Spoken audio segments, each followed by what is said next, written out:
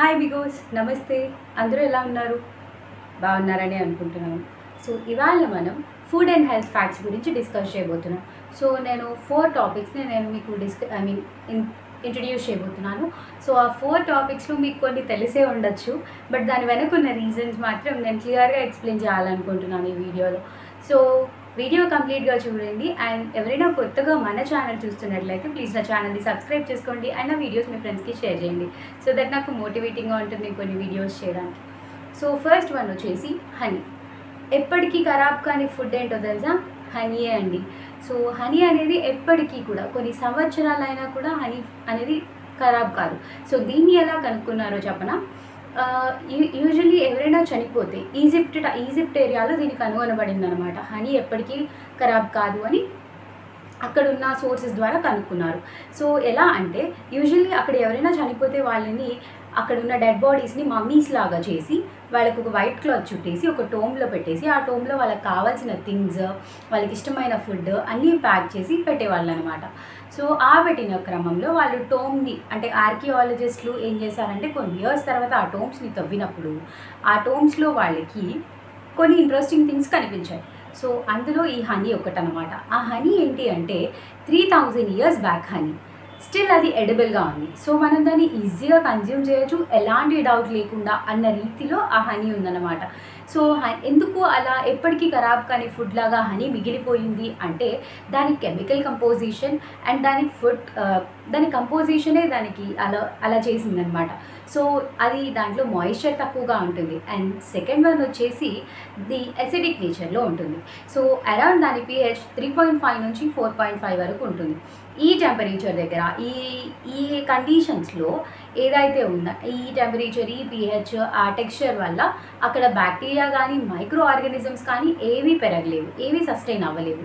అలాంటి సిచ్యువేషన్ వల్ల మనకేంటి అంటే ఈ హనీలో ఎలాంటి కంటామినేషన్స్ రావు, ఎలాంటి మైక్రో ఆర్గానిజమ్స్ అనేవి గ్రో అవ్వవు. అందుకనే హనీ అనేది ఎప్పటికీ ఖరాబ్ కానీ ఫుడ్ అనమాట. సో దీని మీద మీకు ఒక ఐడియా వచ్చింది అనుకుంటున్నాను. సో నెక్స్ట్ టాపిక్, ఇది చాలా ఇంట్రెస్టింగ్ టాపిక్. సెకండ్ వన్ వచ్చేసి స్పైస్ అనేది యాక్చువల్లీ ఒక టేస్ట్ కాదు. ఏం మాట్లాడుతుంది పిల్ల అనుకుంటున్నారా? ఎస్, నిజంగానే స్పైస్ అనేది ఒక టేస్ట్ కాదు. మీరు చిల్లీ పెప్పర్ని తీసుకున్నప్పుడు మీకు కారంగా అనిపిస్తుంది, మంటగా అనిపిస్తూ ఉంటుంది. ఎందుకు అలా మంటగా అనిపిస్తుంది అంటే మనకి ఈ చిల్లీలో కానీ లేదంటే ఈ పెప్పర్లో కానీ ఒక కాంపౌండ్ ఉంటుంది. ఆ కాంపౌండ్ ఏంటి అంటే క్యాప్సియనిన్. సో ఈ కాంపౌండ్ ఏం చేస్తుంది అంటే ఈ కాంపౌండ్స్లో మన నాలుక కానీ మన మౌత్లో కానీ కొన్ని రిసెప్టార్స్ ఉంటాయి. సో ఆ రిసెప్టార్స్కి వెళ్ళి ఇది బైండ్ అవుతుందన్నమాట. ఈ కాంపోనెంట్ వెళ్ళి దానికి బైండ్ అయినప్పుడు యాక్చువల్లీ ఈ రిసెప్టార్స్ అనేవి హీట్కి రెస్పాన్సిబుల్. సో అందుకనే మీకు వేడిగా మంటగా అనిపిస్తూ ఉంటుందన్నమాట ఆ కాంపోనెంట్స్ని తిన్నప్పుడు. సో మీకు వేడి మంట అనేది ఈ రిసెప్టార్ బైండ్ అయినప్పుడు మీకు ఆ మంట మాత్రం ఉంటుంది. కానీ నిజానికి అక్కడ ఏ టెంపరేచర్ ఆల్టరేషన్స్ జరగవు. మీరేం తిన్నారు, ఒక పచ్చిమిర్చియో ఎండుమిర్చియో లేదంటే పెప్పరో తిన్నారు, అక్కడ నిజంగా ఏమైనా ఆల్టరేషన్ జరిగిందా? టెంపరేచర్ ఆల్టరేషన్ ఒక ఫుడ్ కాంపోనెంట్ మాత్రమే మీరు తిన్నారు, కానీ మీకు వేడి అనిపిస్తుంది. దీనివల్లే మీరు ఎంత వాటర్ తాగినా కూడా మంట అనేది తగ్గదు, మీకు కారం అనేది తగ్గదు అన్నమాట. మండుతుంది అంటారు. సో ఆ మంట అనేది తగ్గదు. సో ఇక్కడ ఇది ఉంది. కానీ ఇక్కడ మిల్క్ ప్రోడక్ట్స్ ఏమైనా తీసుకున్నట్లయితే ఈ స్పైస్ ఏదైతే ఉందో అది ఆ స్పైసీ ఫీలింగ్ అనేది తగ్గిపోతుంది అనమాట. సో ఇప్పుడు మీకు అర్థమై ఉంటుంది, మీరు తిన్న కాంపోనెంట్స్ ఏవైతే ఉన్నాయో అది యాక్చువల్గా కారం కాదు, మీ బ్రెయిన్ అలా హెల్యూసినేషన్ని క్రియేట్ చేస్తుంది. మీ నాలుకని తినే ఒక ఫ్రూట్ గురించి నేను చెప్పనా? పైనాపిల్. సో ఈ పైనాపిల్లో మీరు తిన్నప్పుడు మీ నాలుక ఖచ్చితంగా ఖరాబ్ అవుతుంది. సో ఎలా ఖరాబ్ అవుతుంది అని డౌట్స్ రావచ్చు మీకు. సో ఎలా ఖరాబ్ అవుతుంది అంటే దీంట్లో ఒక కైండ్ ఆఫ్ ఎంజైమ్ ఉంటుంది. సో యూజువల్లీ ఇది మీరు ఎప్పుడైతే పైనాపిల్ తీసుకుంటున్నారో దాంట్లో నుంచి ఒక కైండ్ ఆఫ్ ఎంజైమ్ అనేది రిలీజ్ అవుతుందన్నమాట. సో ఆ ఎంజైమ్ అనేది బ్రోమెలియన్. సో ఇదేం చేస్తుంది అంటే యూజువల్లీ దీన్ని మనం మీట్ టెండరైజేషన్లో యూజ్ చేస్తాం. సో మీట్ టెండరైజేషన్ అంటే ఏంటి? సో ఈ పైనాపిల్ జ్యూస్ని మీరు మీట్ నాన్ వెజ్లో ఏదైనా కుక్ చేయాలనుకున్నప్పుడు పైనాపిల్ జ్యూస్ కొంతమంది చెఫ్స్ యూజ్ చేస్తూ ఉంటారు. సో ఎందుకు యూజ్ చేస్తారు అంటే దీనివల్ల మీట్ అనేది టెండరైజ్ అవుతుంది, మీన్స్ అది సాఫ్టన్ అవుతుంది అనమాట. సో అందుకని దాన్ని వాళ్ళు యూజ్ చేస్తారు. ఇక్కడ ఉన్న క్రిటికల్ థింగ్ ఏంటి అంటే అసలు ఏం జరుగుతుంది అంటే ఇది ప్రోటీన్స్ని పెప్టైడ్స్ లాగా తయారు చేస్తుంది. అంటే ప్రోటీన్ అనేది చాలా పెద్ద పొడుగు చేయి, దాన్ని ముక్కలుగా చేసి పెప్టైడ్స్ లాగా చిన్ని ముక్కల్లాగా చేస్తుంది అనమాట. సో ఇక్కడ ఏమవుతుంది అంటే ఆ హార్డ్నెస్ ఏదైతే ఉంటుందో మీట్కున్న హార్డ్నెస్ అనేది తగ్గిపోయి సాఫ్ట్నెస్ అవుతుంది. సో మీట్ టెండరైజేషన్లో ఈ ప్రాసెస్ ఉంటుంది. అండ్ ఇంకొక విషయం ఏంటి అంటే ఇది మనం పచ్చిగా ఉన్న పైనాపిల్ని తీసుకున్నట్లయితే మన నాలుక డ్యామేజ్ అవుతుంది. మీరు గమనించారో లేదో, ఖచ్చితంగా మీ నాలుక అనేది డ్యామేజ్ అవుతుంది దాన్ని తిన్నప్పుడు. ఎందుకు అంటే మన నాలుక మీద ఉన్న ప్రోటీన్స్ ఏవైతే ఉన్నాయో వాటిని డీనాచురేషన్ చేస్తుంది, అంటే మీన్స్ బ్రేక్ డౌన్ చేస్తుంది. అందుకనే మీ నాలుక దాన్ని తిన్నప్పుడు డ్యామేజ్ అవుతుంది. బట్ ఇది కొన్ని డేస్కి, ఒక 2-3 డేస్కి అలా సెట్ అయిపోతుంది అనమాట. అండ్ ఇంకొక విషయం ఏంటి అంటే మీరు ఈ పైనాపిల్ ఒకటే కాదు, పపాయిన్ అని ఇంకొక ఎంజైమ్ కూడా ఉంటుంది, కివీలో ఉండే ఇంకొక ఎంజైమ్ కూడా ఇలాంటి కార్యక్రమాలనే చేస్తాయి అన్నమాట. మీన్స్ ప్రోటీన్ని డీనేచర్ చేసే కార్యక్రమాన్ని పెట్టుకుంటాయి అన్నమాట. సో మీట్ టెండరైజేషన్లో మనకి పైనాపిల్ జ్యూస్ అనేది హెల్ప్ చేస్తుంది అండ్ మీ నాలుకని డ్యామేజ్ చేయడానికి కూడా హెల్ప్ చేస్తుంది. సో మరి ఇది మనము ఆల్రెడీ కుక్ అయిపోతుంది కదా, ఎక్కువసేపు ఉంచితే అనుకుంటున్నారేమో. లేదండి, మీరు ఎప్పుడైతే దాన్ని అంటే ఇప్పుడు మీరు మీట్లో వేశారు, ఈ పైనాపిల్ జ్యూస్ మీట్లో వేశారు, కాసేపు ఉంచారు అండ్ దాన్ని మీరు కుక్ చేయడానికి పెట్టారు. వెన్నెవో ఈ ఎంజైమ్ ఎప్పుడైతే హీట్ దగ్గరికి వెళ్తుందో అప్పుడు అది డీనేచర్ అయిపోతుంది, పని చేయదు. సో సాఫ్ట్నెస్ అనేది అక్కడితో ఆగిపోతుంది. అది ఎప్పుడైతే హీట్ దగ్గరికి వెళ్తుందో అక్కడికి ఆగిపోతుంది. హీట్లో ఉన్నప్పుడు ఈ ఎంజైమ్ అనేది పని చేయదు అనమాట. సో అండ్ నెక్స్ట్ ఇది కొంచెం ఇంట్రెస్టింగ్గా ఉంటుంది, మీ గట్ లైనింగ్. సో మీకు స్టమక్ ఉంటుంది కదా, మీ స్టమక్కి ఒక లైనింగ్ ఉంటుంది, ఎపిథీలియల్ టిష్యూ అనేది ఒక లైనింగ్ లాంటిది ఫామ్ చేస్తుంది. సో ఇదేం చేస్తుంది అంటే యూజువలీ మనకి స్టమక్లో యాసిడ్స్ రిలీజ్ అవుతాయి. సో యాసిడ్స్ రిలీజ్ అయినప్పుడు మ్యూకస్ లేయర్ అనేది మన స్టమక్కి ఎటువంటి డ్యామేజ్ జరగకుండా కాపాడుతుంది.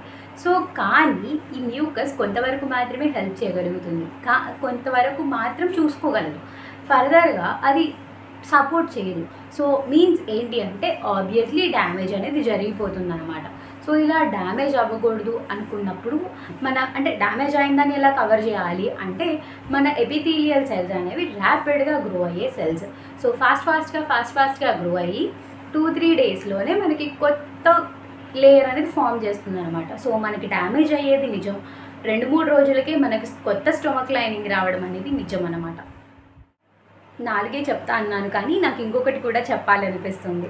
సో అదేంటి అంటే మీరు కొన్ని వెజిటేబుల్స్ని, కొన్ని ఫ్రూట్స్ని బయటికి పెట్టినప్పుడు, మీన్స్ కట్ చేసి బయట పెట్టినప్పుడు అవి బ్రౌన్ కలర్లో తయారవుతాయి. సో ఎందుకు అలా బ్రౌన్ కలర్ తయారవుతుంది అండ్ దాన్ని చూసినప్పుడు మనకు కొంచెం డౌట్ వస్తుంది, దాన్ని తినాలా వద్దా అని చెప్పేసి కూడా కొన్ని డౌట్స్ ఉంటాయి. మేబీ ఇది పాడైపోయిందేమో అని డౌట్ కూడా వస్తుంది. సో నిజానికి అది పాడైపోవడం కాదండి, అదొక మెకానిజం.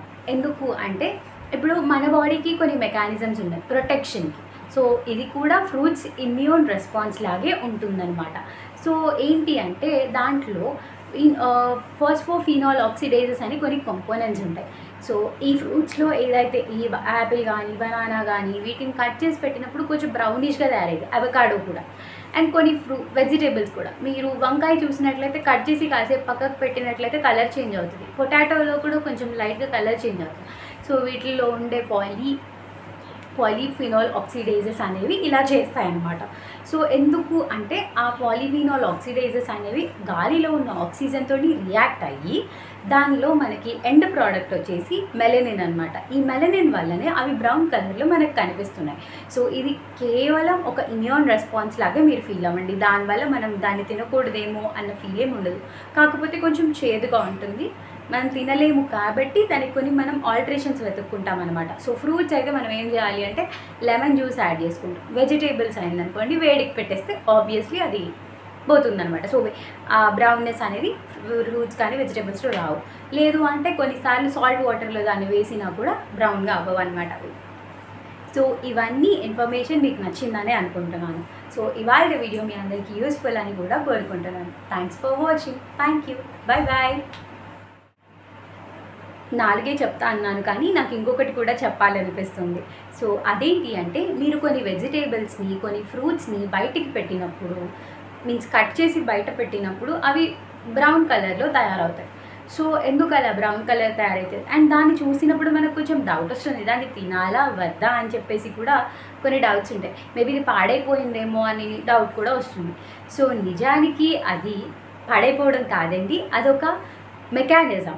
ఎందుకు అంటే ఇప్పుడు మన బాడీకి కొన్ని మెకానిజమ్స్ ఉన్నాయి ప్రొటెక్షన్‌కి. సో ఇది కూడా ఫ్రూట్స్ ఇమ్యూన్ రెస్పాన్స్ లాగే ఉంటుందన్నమాట. సో ఏంటి అంటే దాంట్లో ఫాస్ఫోఫినాల్ ఆక్సిడేజెస్ అని కొన్ని కాంపోనెంట్స్ ఉంటాయి. సో ఈ ఫ్రూట్స్‌లో ఏదైతే ఈ యాపిల్ కానీ, బనానా కానీ వీటిని కట్ చేసి పెట్టినప్పుడు కొంచెం బ్రౌనిష్‌గా తయారయ్యేది. అవకాడో కూడా. అండ్ కొన్ని వెజిటేబుల్స్ కూడా. మీరు వంకాయ చూసినట్లయితే కట్ చేసి కాసేపు పక్కకు పెట్టినట్లయితే కలర్ చేంజ్ అవుతుంది. పొటాటోలో కూడా కొంచెం లైట్‌గా కలర్ చేంజ్ అవుతుంది.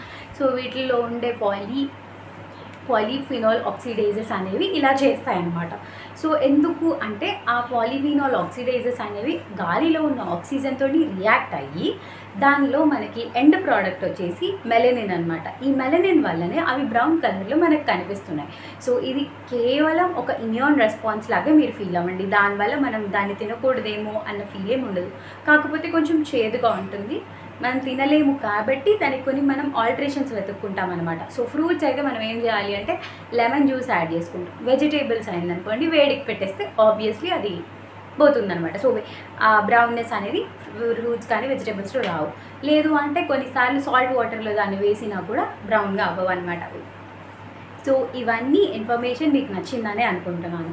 సో ఇవాళ వీడియో మీ అందరికీ యూస్ఫుల్ అని కూడా కోరుకుంటున్నాను. Thanks for watching. Thank you. Bye bye.